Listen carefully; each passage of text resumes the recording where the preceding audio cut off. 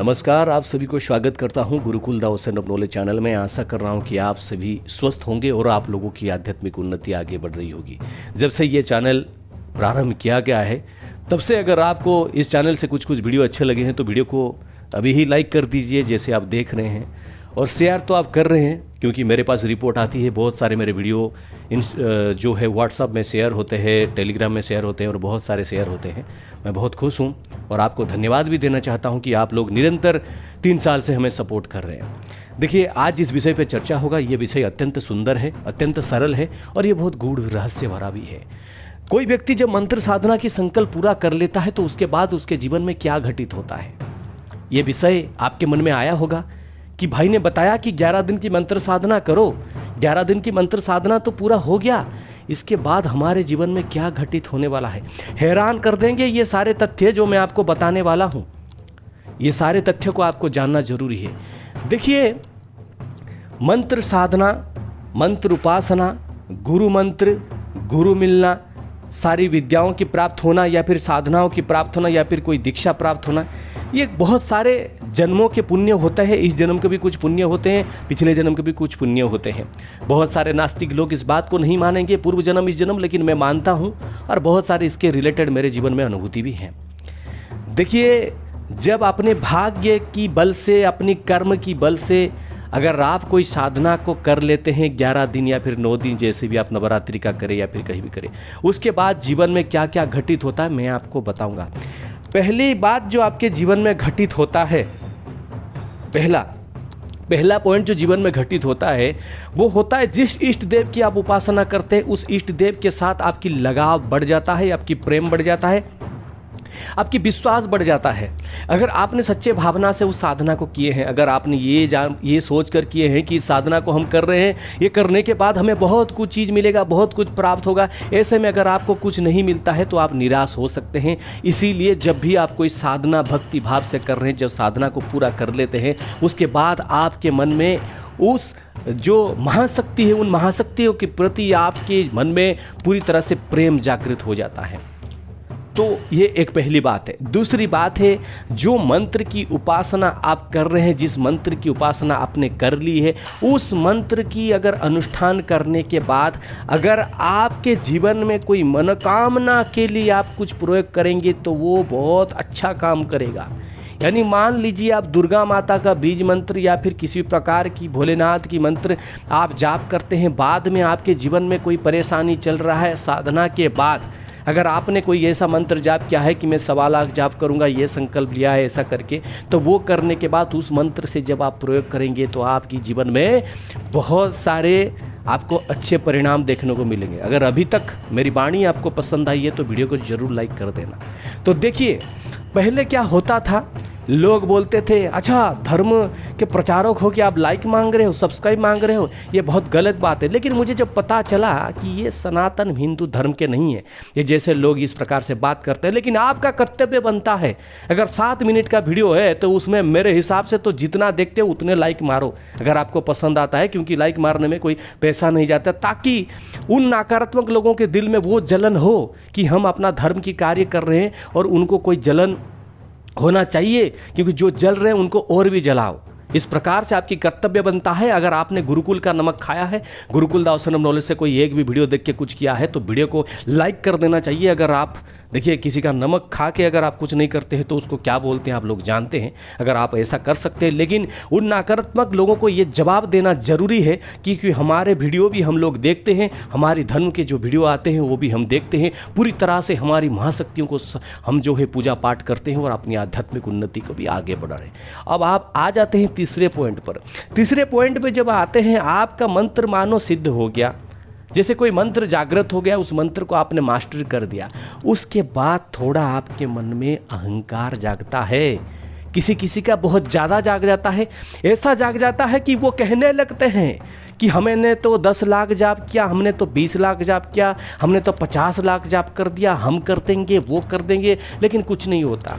जीवन उनकी वहीं का वहीं पड़ी रहती है और कुछ नहीं कर सकते वो, क्योंकि उनके मन में दूसरों को जलाने के लिए ये बात रहता है। जैसे आप एक नौसिखी साधक हो जो कि दिन में 3 माला कर सकते हो, लेकिन सामने वाला व्यक्ति आपको कहता है तो मैंने इस मंत्र का 9 लाख किया है, तो क्या मिलता है? तो आपके अंदर जलन हो, उसके अंदर जलन होता है, जलन के साथ अहंकार भी होता है। लेकिन उस समय आपको उस सारी बात को ना सुनते हुए आप जैसे साधक हो उस हिसाब से अपनी साधना को कंटिन्यू करिए।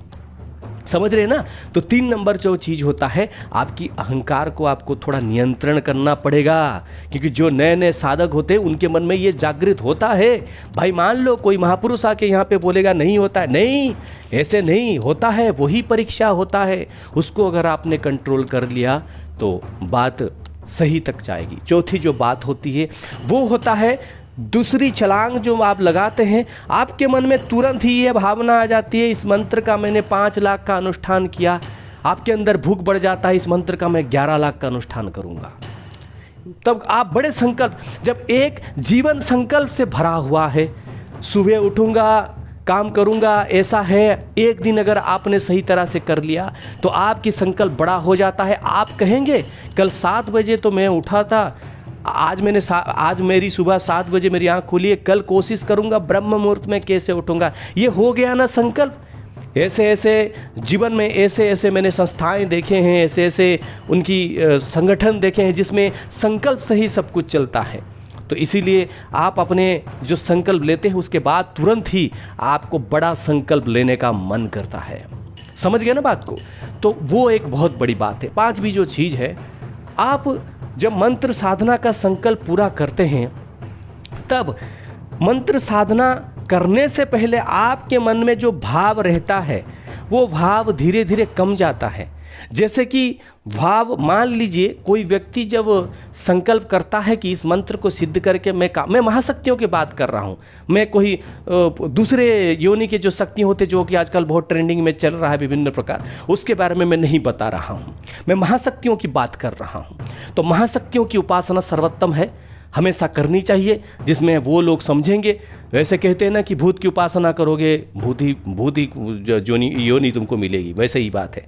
तो ऐसा नहीं कि महाशक्ति की उपासना करोगे महाशक्ति बनोगे, लेकिन इस बात को समझने की आवश्यकता है, क्योंकि बहुत सारे मूर्खों लोगों का कमेंट मैं सुन पढ़ के थक गया हूँ। भाई ऐसे ही बात करते हैं, कोई आता है भूत की पूजा करो, कोई आता है प्रेत की पूजा करो, ऐसा चल रहा है दुनिया, क्योंकि उसमें ज़्यादा पैसा है। लोगों को थोड़ा डरा दो, थोड़ा कुछ बोल दो, लोग अपने आप पैसा देने लगते हैं। इसलिए जहाँ पे हमारे इस वीडियो में अगर 2-3 हज़ार व्यू जाते हैं, वहाँ पे 2 लाख 3 लाख 5 लाख 10 लाख व्यू चले जाते हैं। तो वैसे खैर ऐसी बात है, मैं बोल रहा था कि आपकी साधना करने से पहले आपकी मन में जो रहती है, एक चिंताएं रहती है कि अच्छा इस साधना से ऐसा करूँगा, वो चाहे वो भगवती की साधना करें या फिर कैसी भी साधना करें, तो उसमें उसके बाद आपकी मन परिवर्तित हो जाता है, भक्ति भाव में आप लीन हो जाते हो। ये 5 जो बात मैंने बताया है, आपको लग सकता है भाई इसमें बड़ी बात इसने क्या बताया, लेकिन क्या आपको ये बात पता थी? मेरी पहला सवाल जो आप लोगों से है, क्या इस बात को आप जानते थे? अगर जानते थे तो मान लीजिए आपकी उपासना सही मार्ग में चल रहा है, अगर नहीं जानते थे तो मैंने आपको बता दिया है। इसमें मेरी कोई बड़ापन नहीं है। जो भी मिलता है ये भगवती माँ चंडिका की और बाबा महारुद्र की भीख से मिलता है मुझे, और मैं खुश हूँ जो भी हूँ। और एक बात बता देना चाहता हूँ, कोई लोग आके दोबारा फिर से वही काम कर रहे हैं जिस काम के लिए उनको पूरी तरह से नस्त नाबूद कर दिया गया था, पूरी तरह से उनको कुचल दिया गया था, आज भी आके कमेंट बॉक्स में वही कार्य कर रहे हैं। लेकिन एक बात कहना चाहता हूँ, इस बार दादा गुरु परशुराम की कृपा है, बाबा की कृपा है, और आप एक बात मानिए, इस बार किसी को क्षमा नहीं दिया जाएगा। जो भी व्यक्ति जिस भाषा में बोलेगा उसको उसी भाषा में समझा दिया जाएगा।